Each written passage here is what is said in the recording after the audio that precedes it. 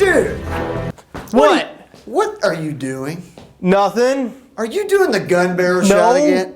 Maybe. We've got a show to do, man. Man, whatever.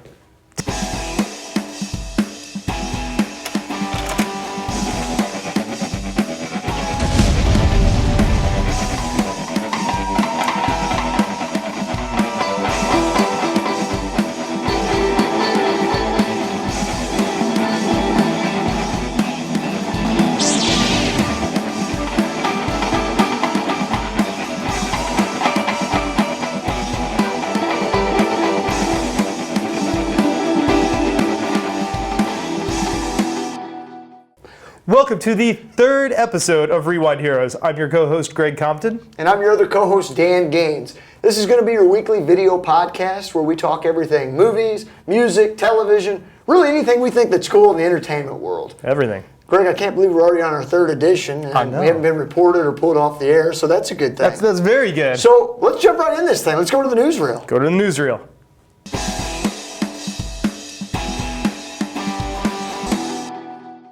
All right, so for our first story this week, you may have noticed that Marvel's newest superhero movie was released, Deadpool.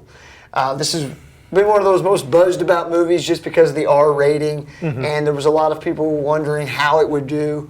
Well, it broke every box office record this February, so it made $135 million. I think it did okay. I actually went and saw it on Saturday night and loved it. I think it's unlike anything we've seen, but I just wanted to get your opinion on what kind of doors are we opening by now having a successful R-rated Marvel movie? Yeah, I think it shows that if there's a market for the character, or if there's a character like this, like Lobo, some of these characters that are a little more adult themed, Yep. As long as there is an audience for it, the movie will do well.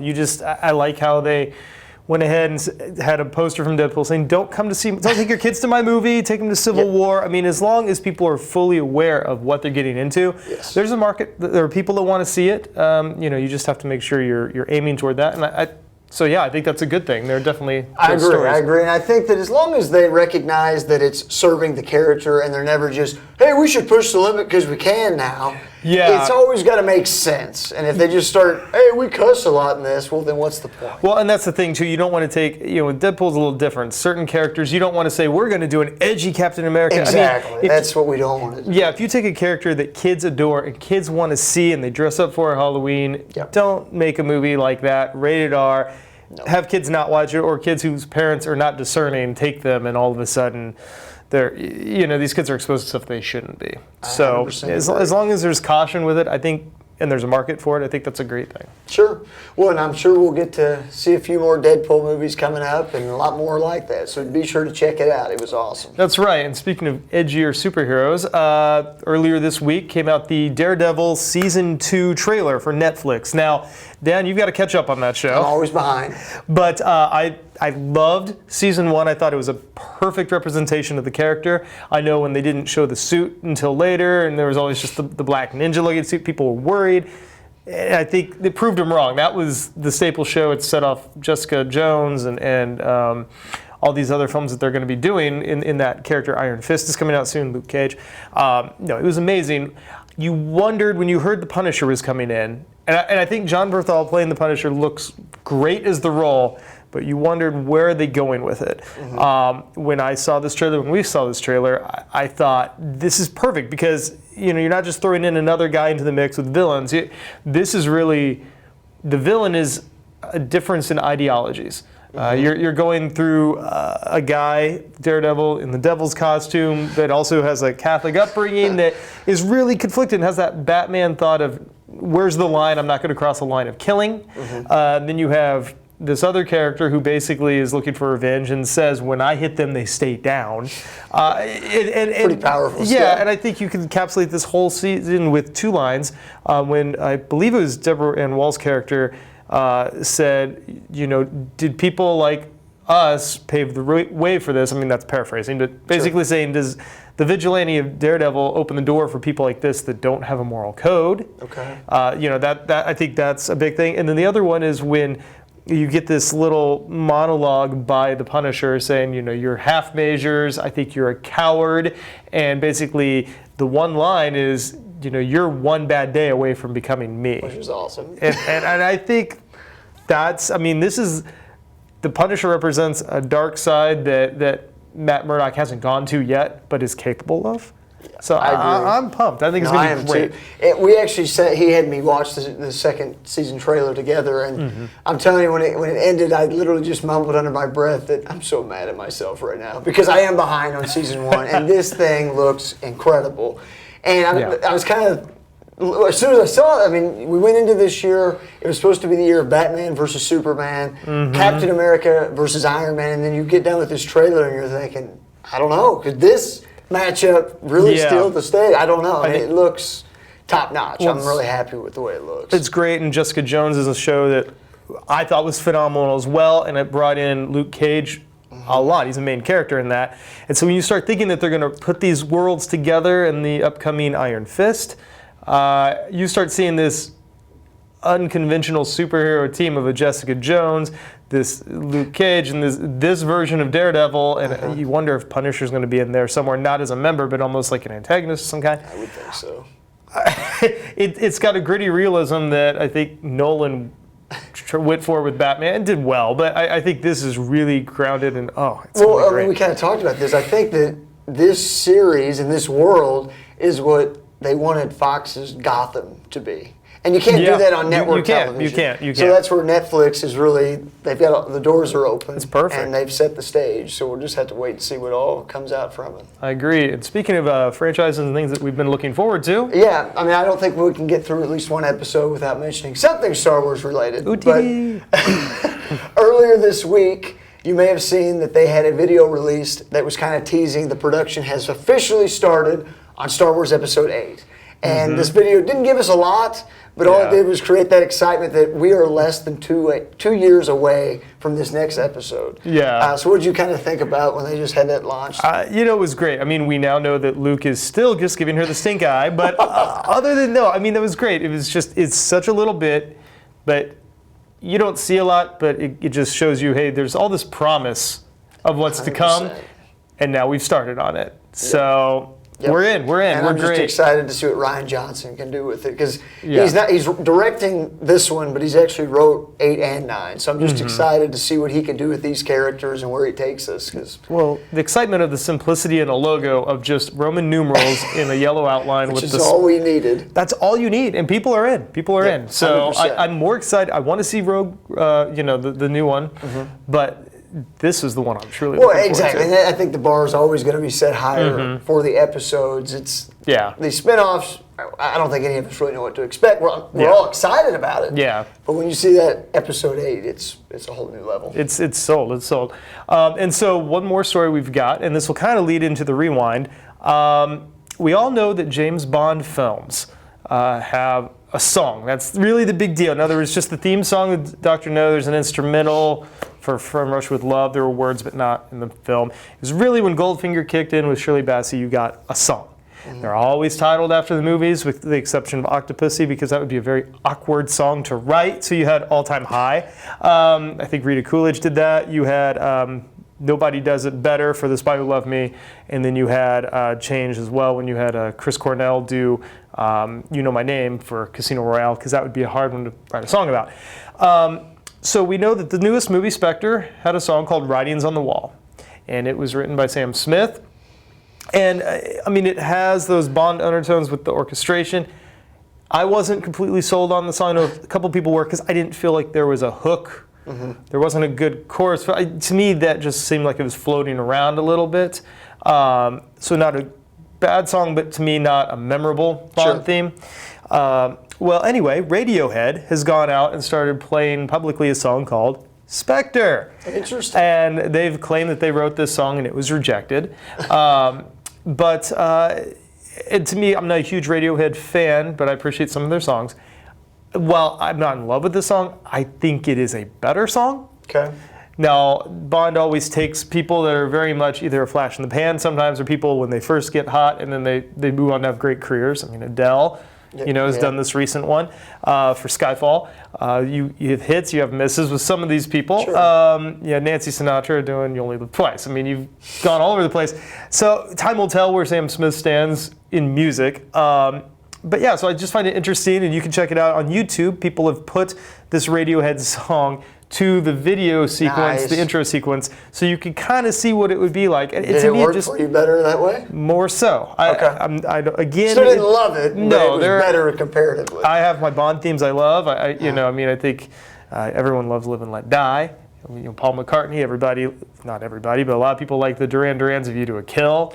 I think Tina Turner did a great one with GoldenEye, and then you've got some of the classics as well. Some of the more recent ones just have never held it for me. I thought Chris Cornell actually surprisingly did a good job, but Madonna did a forgettable one. Sheryl Crow did a forgettable one.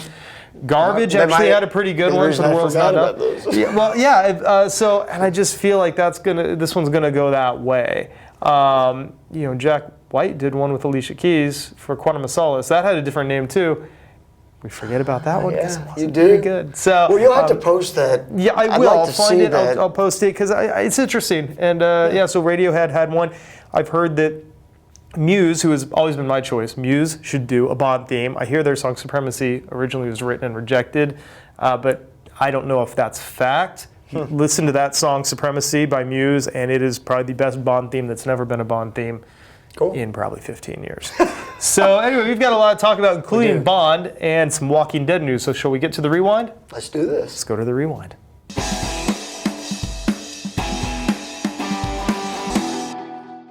All right, so obviously this one is my wheelhouse. Massive James Bond fan. Okay. Just a little bit. SPECTRE came out on Blu-ray last week. It came out maybe the day before we recorded our last cast. I think it did, yeah. You hadn't had a chance to see it, though this guy got me early screening tickets to the IMAX version when it came out in the theaters. And I wanted a chance to revisit it before we talked about it. Now, obviously, I'm the Bond guy. I've got some thoughts, many thoughts. So let's turn it to you as someone that's just seen a handful. I let you watch a couple Connery ones to get your teeth sunk into that. You've seen the Craig ones, but just as a non-Bond fan, someone just kind of dives into it, what were your thoughts of this film and Daniel Craig in general and some of that? Yeah, overall, I mean, I loved, and you had me watch this together. When he bought the Blu-ray, he literally showed me the intro, because to me, the intro is amazing. And when you start the movie, you're totally sucked in, and you can't wait to find out what's going to happen next. And I think that's what worked against me on this movie, because it sets the bar. You come out and you're like, okay, I'm in. I can't wait to find out what this one's going to take, where it's taking us. Right. And then the level's taken down just a little bit. True. It was slower. Visually, this is one of the most beautifully shot films I've ever seen. It really was. Really. I still really like the Daniel Craig version of James Bond. I think you've always made mention that we're kind of in the post-Jason Bourne era of Bond. Exactly. So I kind of like that, just because that's what I've seen more of. I like that grittiness, he's a badass. That's true. But I don't know, overall, I wasn't into the story as much. It took me a while. You could tell it was very well made. But I found myself, I'm not going to lie, looking at my watch quite a bit. And that bothered me, because I usually, if I'm into the movie, it flies. And even if it is a long movie, I can get through it. But I don't know, it left more to be desired, I guess, would be my overall thoughts about the film. So, Greg, I've got to ask, what was your opinion of SPECTRE? Okay, I will always say I'll take a bad Bond movie over any movie, with the exception of maybe Moonraker or a couple of those. I love Bond. I enjoyed this film, but it was not my favorite outing from Craig. It wasn't a horrible film. And I don't want you to think I disliked it. It was just, it wasn't anything over the top. Right, and I understand it. There were a few things. First of all, when it was marketed, there were some nice things. Skyfall started to show you nods to old Bonds, bringing in at the end of that movie, they brought in a new M, which is very much like the Bernard Shaw M of the Sean Connery era. And The Office was much the Sean Connery Office. You had Moneypenny brought back. You brought back a Q. All these things. When we look at this, the first thing, and I pull it up here, is you see the juxtaposition between Daniel Craig's the gray-black turtleneck with the gun holster and Roger Moore's first outing, very similar. Plus, that's pretty nice find. Well, and then you get some things like the white dinner jacket, which you see it's in the train sequence, and there are plenty of train sequences in many Bond movies. That's Goldfinger right there, the intro scene to Goldfinger with Sean Connery. So, and in fact, there's a scene near the end when they meet in a safe house. By the way, spoilers all around here at this. It's on Blu-ray. I feel like that all goes out the window. When they meet in the safe house with M near the end, there's a building, there's a plaque that says Hildebrand Rarities. There's a short story by Ian Fleming, the creator of Bond, called The Hildebrand Rarity. And it's one of only maybe 3 titles, that and Property of a Lady and Risico. They're the only book titles that have not been used for film titles. All of them have been used, and then they've had to make ones like Skyfall, things like that, because they've just run out. Yeah. And I do want the next one to be called Risico. I think that'd be great.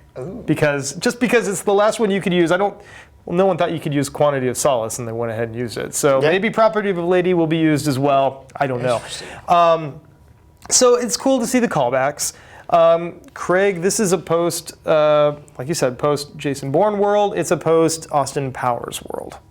So there is a post 9/11 world, really, where we all have to have more serious. Well, it's funny you say the Austin Powers thing, because there were moments that I thought this just felt. And I like the cheesy stuff, I do, but there were certain moments I'm like, that just felt. Even just. Yeah. I don't even know how to explain exact examples, but there were times I literally thought that felt kind of like I'm going to see Mike Myers pop in here. I know what scene you're thinking of, Okay. which came from Bond. Got spoofed, and now it's back, and now it looks awkward to you. Yes. Okay, so let me think. How do I start with this? First of all, I had a good cast. Yeah. Lea Seydoux played one of the Bond girls, like the more integral. There's always one that's a little more pivotal. And she did fine. She wasn't amazing at it. Monica Bellucci is someone, accomplished Italian actress. People have thought for 20 years she should be a Bond girl. Why we waited and did it now and not during the Pierce Brosnan era, I think when you had Terry Hatcher. I'm just saying. You could have gone with Monica Bellucci during her Matrix years as percent. Yeah. So my thought is this was like that Oscar that you give somebody for lifetime achievement, or for like, we didn't give Elizabeth Taylor the Cleopatra Oscar, so we'll give her Butterfield 8 Oscar because hey, you probably deserved it back then. Right. That's how it felt, and I felt like. That's my one problem. I have 3 complaints with this film, and that is one is I felt like she was a wasted character. The romantic moment in that movie is completely ridiculous when she's a widow. It's overacted. It feels so forced. It feels like we felt we needed to put her in here. Yep. Here's a scene. Goodbye. Yep. Moving on. I thought that was a horrible choice. My other issues, now it is beautifully shot. Great action, especially the driving sequence in Rome at night. And in fact, that jumping out of the window to get to the car. But I had a gripe in that scene. Okay. What was I get they were trying to do something kind of funny, so that when he was literally pushing the smaller car. Yeah. And then the car just parks, and then. That's very much a Roger Moore moment. Yeah, but it doesn't feel like it fits. True, and that's the thing, the humor doesn't always work in Craig's movies. Because of the tone they're going for. Yeah, and Craig tries, and I think he was the most comfortable in Bond in this film. In fact, this was the last one he was contracted for, he may do another. There's conflicting reports, we'll see. Yeah. If he goes out, I was just curious how you thought that kind of stuff played. Not as well as it should. I think Brosnan had a good, like Connery, could do both well. Brosnan was given horrible scripts after GoldenEye. Right. So it got that's cheesy. Not really his fault. He was just right. Now my big thing, Christoph Waltz is the main villain, and he's an accomplished actor, and he plays the character well. And you can look at this 2 different ways. If you take the Craig movies as their own, this is a really great wrap-up of the first 3. It takes everything, where all the villains come from, plays it together, puts it into the group Spectre. There's a guy here who was grown up with Bond. His dad liked Bond better. It ties it all well. If you are a long-term Bond fan like myself, who even went ahead and said Casino Royale, fine, you're rebooting, giving him his number, you still kind of want to hope in this world that some of those other Bond adventures still lived here. In between, they always did with all the other characters. They would always maybe reference, when George Lazenby took the role for one film, between Sean Connery, there's a woman gets up away from him and he turns to the camera, breaks the wall and says, well, this never happened to the other fellow. And he goes into the song theme. Just little tidbits, And the fans appreciate it. Yeah, and with this, it's like, okay, you've reintroduced a new Moneypenny, you've introduced Q, but that's more like a role like M. So you can like, okay, I can kind of move past it. Now Spectre is a group that was pretty much involved with every one of Connery's films. Dr. No, it's not mentioned, but in From Russia with Love, they mentioned SPECTRE, Dr. No being an agent. Goldfinger, it's kind of out there, but Thunderball, very much SPECTRE. You Only Live Twice. First time you see Blofeld, who heads SPECTRE. He's also in Our Majesty's Secret Service, and he's on Diamonds Are Forever, and hinted at in For Your Eyes Only intro sequence during Roger Moore. So this is, SPECTRE is Bond's nemesis. Blofeld is Bond's nemesis. You've wiped all these out when you have made this character Oberhauser as your villain, and then you find out halfway through, well, no, my name is Ernst Ravelo Blofeld, and you're like, okay, so he's being introduced, so that villain, you've thrown all the rest out the window, which I guess the reboot has. Producers could say that. It's hard when you've loved him for so long, loved these movies, and you've taken a villain that's a mastermind that has done so much in so many of these films, and you broke him down to a guy that has daddy issues. And that is such a big problem for Bond fans that have liked Bond before Craig. So did they essentially, they started as a reboot, if you will, with Daniel Craig, probably just so that then there's no recon going on. They can just, they can't get themselves in trouble. They can make, where they want to tip their hat to different eras, they can, but then they can make this story fresh and they're not going to because they can always go back and say, oh, well, that doesn't exist anymore. Yeah, and so I understand it. Wraps Craig's up as its own. You can move forward from here, and if you look at it that way, then this is a fine reinvention of the Blofeld character. He did not kill Blofeld, which was perfect, because now you could bring him back. I wouldn't in the next film. I think whether you use him or not, or you get another actor, I think you set him out, but then you have another film that shows that it's, maybe you show him getting broken out somehow, because he's alive. But he's alive to do some more. What is nice was the scar. Because if you do like Blofeld as a villain in You Only Live Twice when you first see him, it's the stereotypical, it's Dr. Evil, which is probably what you're referring to. Of course, he was bald, he has a scar and a blinded eye. But it just looks almost like cartoony in a way. Yeah, but now at least you see where he gets this, and it's a little more realism with the way that they're playing the character. So that was nice. My only other complaint in the film is that all of a sudden, he falls in love with Miss Swan and almost runs off her. Her acting was not strong enough. The dialogue was not strong enough, other than she's a woman that's going to push back on him. But all of a sudden, he's going to fall in love. And I say this for a couple reasons. One is Casino Royale. He falls in love. He's a new agent, becomes a 00, falls in love. And all of a sudden, Vesper becomes a traitor. And his world is rocked. And the end of that, near the end of that movie, there's a line. It is in the last page of the book, which is the first book, where he says the bitch is dead, which shows he's very steel-hearted. Sure. The only other time Bond really falls in love is in On Her Majesty's Secret Service in the book, as well as in the movie. And Bond actually, if you haven't seen this, Bond gets married. It's George Lazenby's only role. I wish Connery had played it, but he didn't. And it's the only film where they have the wedding, and as they're leaving the wedding, they're driving. And like the reception, they're driving down this hill on a mountain, and they're passed by a car, which, who's the villain? Blofeld, who's injured but not dead. He's in a neck brace. He's almost killed. Okay. Coming around, it's basically a drive-by in the 60s. But there's gunfire. Bond swerves over. There's blood. She's not responsive. He runs over, grabs her hand. She's bleeding. She's dead, and he's just crying and saying, "We have all the time in the world." Cue a Louis Armstrong sub-song for that movie. Goes to credits. Bond doesn't win that. He loses the love of his life. And ever since then, that's why Bond is very much with women, they're standoffish. And so if you have a character like that, even if you haven't introduced that part to this world of Daniel Craig, you did introduce the Vesper character and what she did. And so all of a sudden now, no more chemistry with this character than the ones from the last few movies, but all of a sudden, okay, here, it works. Yes, I'm going to write off, and I just thought that was contrived. Well, so what's your opinion then on when they make the next one? Will they pick it up from the Daniel Craig era, or could they potentially say, all right, so that was its own trilogy, and then we go back to the original? Do you think you'll ever see them do that? I think even if a new actor, it's saying this was our reboot, so this and we're moving forward for a new era. That would be my thought, and I'd be okay with that. Okay. So those are a lot of my thoughts on the movie. I mean, I enjoyed it. It was fun. It lagged in a few moments. If you're a Bond fan, you can look for those little things. Yep. If you liked a lot of the Craig movies and have seen them recently, you can start connecting the dots. I have one more question before we move on from this topic. So you're a huge Bond fan, obviously. Mm-hmm. So let's say if you took a step back and you changed the name, and James Bond is not the agent, the spy, and it's just a spy movie, and none of that. You change the name. Right.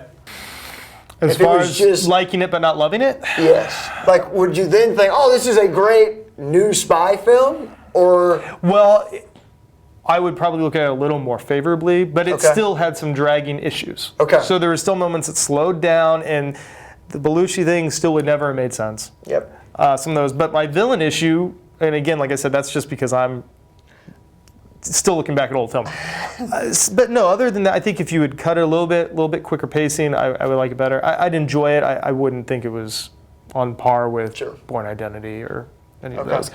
So that's my take on it. Cool. So now the other thing we should talk about before we move into something else is, Craig is done for now. He could be signed on for another one. Broccoli and Wilson, the producers, have said, we expect him to do another one. He said, I would slit my wrist before I would do another one. Then he said on a Nerdist interview, we just got to see where we're at and what the script is and all So this. they The started timing. showing him some money. So, well, yeah. I mean, he's very Connery like that, but I mean, there's a good chance. And if he does a fifth one, then, my thought is you do 6 and you're in the same boat as Sean Connery, who did 6.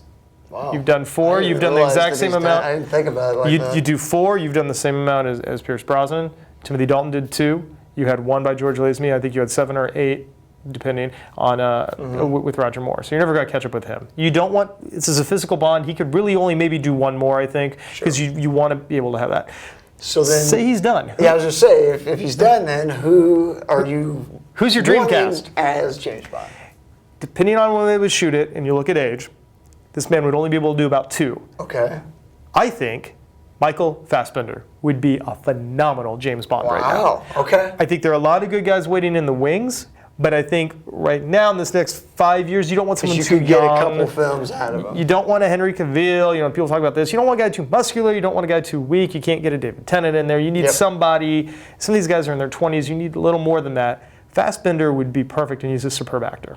No, absolutely. I think he'd be great. I think you do that. You pair him off with the villain, and I was thinking Daniel Day-Lewis.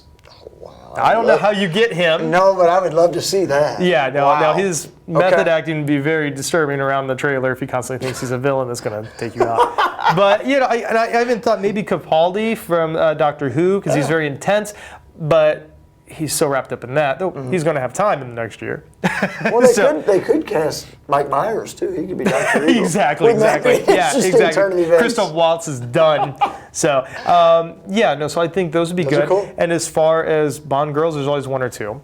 I think, and they're very rarely American. When they are, you do things like Denise Richards, and that's just wrong. So who do you pick, right? Well, she was a rocket scientist. Just saying, that didn't work. Name No, Christmas. Didn't buy it. No. Yeah. I was thinking Natalie Dormer, who Okay. was in The Tudors. She's in Yep. Game of Thrones. She was in the Hunger Games series. Just because that smirky smile, she would be the kind where you don't really know what side she's going on. Yep. Is she good? Is she bad? She could be that character. Then you need the one that is probably the more pivotal Bond girl that might actually be an accomplice with things. And I was saying Lauren Cohen, who's from Walking Dead. She's She'd be English. Great. You rarely see her with makeup on, but I mean, she could do that, and I think she would be very good. Wholesome thing, but not overly done. I mean, Jessica Paré, maybe from Mad Men too, could be somebody that is known, but not so much so. So there's just some thoughts. I think that would be great. And call it Risico. That'd be amazing. So, and speaking of Cohen, speaking of Maggie, something happened this week. A little. There was a Walking Dead. small show that returned on Sunday.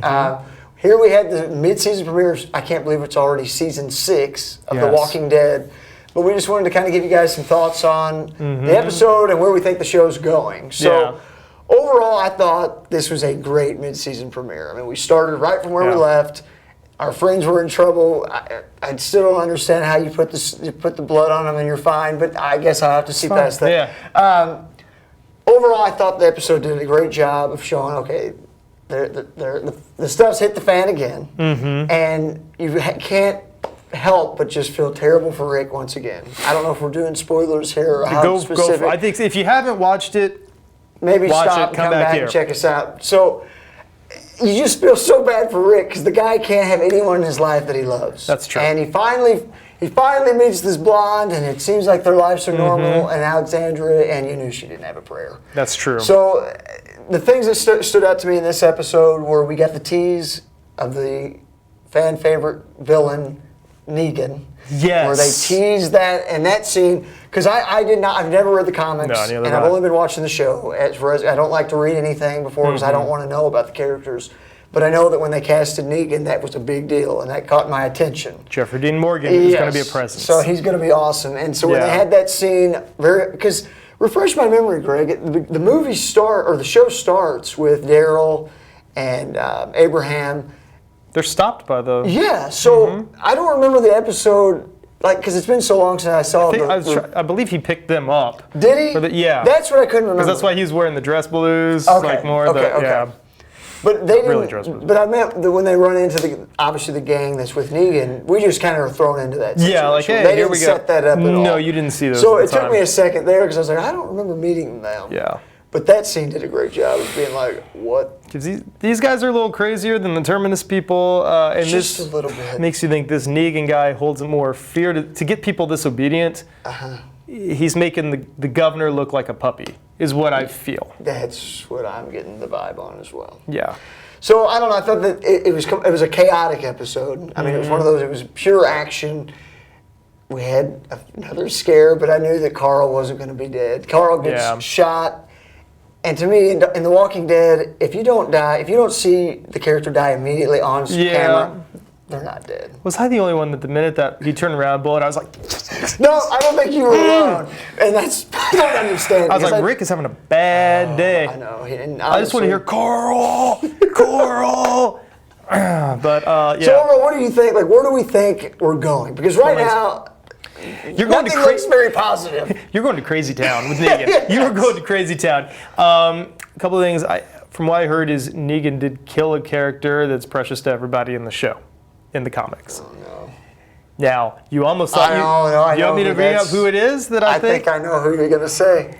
Daryl. They almost took out Glenn in this episode again, but he got saved. So it's going to be Glenn? Apparently in the comics, but you never know. I mean, Daryl wasn't even in the comics. They could do whatever they want. Right. From what I hear was Glenn is bludgeoned with a baseball bat in front of people to death by this Negan character. Okay, and they But keep trying to kill Glenn. Yeah, so like, I don't know. Will they have done two to the point where you go, oh, he's totally safe, and then all of a sudden, oh no, you can't just pop that out. Like you can't get the dent doctor for your car and just pop that out of your head. Exactly. Well, you bring up a point because when he's sitting there shooting and Maggie's up on the post, and all of a sudden he's surrounded by walkers, I'm thinking, you got to be kidding me. He survived. He makes his way there. And now they're going to kill him. And he's such a fan favorite. They might not. I hope not. For that, it could be another character. They might have that scene with another character. They might not have that scene at all. They could. There's that. Now, my other thing was the beginning. Take away a crossbow. Hillbilly's just going to get a rocket launcher. And it was glorious. But now the thing is, how many rockets is he going to have? I don't know. And can he just carry one around like the crossbow and just bang people over the head with the rocket? Like he would just stab that could solve a lot of issues in a lot of scenarios. Exactly. Because that was one hell of an explosion. Oh, it was an amazing scene. And that scene, like, you need to watch the first 5 minutes because when that happened, I thought, what was that? Because you had no idea. Yeah, it looked like a bomb was dropped on them. It was well done. As far as Jesse being killed, I felt bad because I wanted Rick to. I thought maybe she was going to be his link to humanity. That her kids got taken out, I'm fine with. The one kid, it's like, now we've seen the show forever, but it's like the shock value should be over for you now. And if you just he was just you're asking for it. I mean, this sounds horrible. You kind of wanted that character gone. Yeah, and you start to get mad. Why was she screaming? But I mean, I'm a parent, and I realize if I saw something like that, I would probably come undone. So it made sense. Unfortunately, she went. Then the one kid with the gun, really, I'm just glad Michonne took care of him. Didn't waste any time. That should have happened about 3 or 4 episodes ago. Yeah, but then the Carl thing, it was kind of an interesting scene. Though I will say, and I make jokes about Carl getting kicked off. He's actually, that character has been less annoying this season. I like he's taken a leadership role. He's come into his own. Yeah, there were moments when I couldn't stand him. Now I'm actually okay with Carl. And the thing that is interesting is I think this brought Rick back, because all of a sudden he's seeing a vision. Such brutality of shooting people in cold blood, like Jesse's husband who was abusive, all these things, executioner stuff. Now, he's sitting there basically crying at his son's bedside. He's like, I want to show you a better world. Because he's never really been that father for his daughter. Not at all. Because she was born, and everyone is taking care. It's like it takes a village, because it's not the dad doing it. Yeah. And again, as a dad, that irks me a little bit. It's like, snap out of it. This is still your kid. Maybe he'll have a better relationship with his daughter, with Carl. Hopefully this changes him when it could have sent him completely off the rails. Well, that's what's going to be interesting to see how it plays out, because he was insane when it was. I mean, he lost his mind at one point in the show, and how could he not with everything he's been through? But I agree with you. It kind of felt like he hasn't went off on the deep end this time around. Yeah. So it'll be interesting to see how that evolves. So I know we're jumping a little bit here, you're fine. But I'm just curious. How do you see The Walking Dead ending? And I know that's a big gap, and a lot of things. He didn't ask me this earlier. I don't know. Didn't. I'm just putting you on the spot here. How do you think would be a fitting end? Because that's what I always, when I'm watching the show, I'm like, you feel horrible for these people. They've been through hell and back, and we love these characters. The characters are what make the show. Yeah. How do you see? Because I have kind of a shot, and I don't even know if I like my ending. Yeah. But it's how I could see them doing. I don't.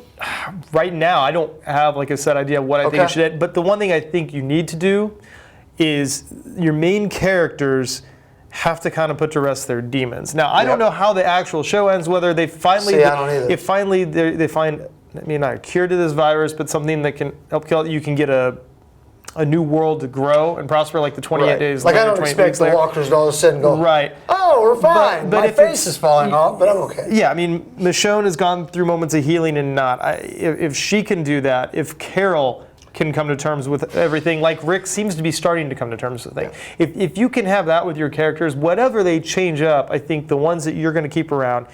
And I think you have to keep Carol, you have to keep Michonne, you have to keep Rick. So the very Some of these characters, and I think Maggie, because they're going to be expecting, to me, and she's had a lot of loss, so this life and bringing back, I think maybe no matter what the exterior is, for these characters, they have to find a way to come to terms with their demons and the life that they have now. Well, see, the two things I go back and forth on, because to me, I want nothing more than to see our core group, if anything, Glenn, Maggie, Rick, Carl, and Judith, and probably Carol, like that group. Yeah.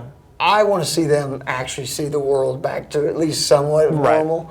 But I could see the show ending that maybe they've found something that, cures whatever's going on. And for whatever reason, I just see Rick not making it. He's going to have one final act of being a hero for his son and Judith.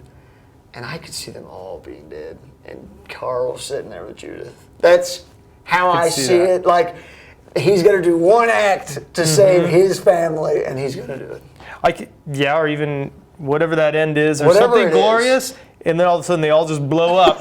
And you're like, what happened? You just look around. Judith's over there with that rocket launcher, doesn't have the safety. Boom! That would be one heck of a day. Suck it on a passy, just blow everybody up with it, and it's, there you go. Oh, God. I probably won't go that way. I can't get that image out of my head now. Great. All right. Well, like the little baby in Animaniacs, just got sucked on the pacifier, blew everything up. Well, it would definitely get the ratings and it had people talking, I can tell you that much. There you go. But overall, I think it's going to be a great second half, and I don't think we really have a clue the chaos that we're getting ready to see. So we've got 7 episodes left. We know that they've been at least renewed for one more season. Yep. And we'll just see how it all plays out. See where they go. See where it goes. So.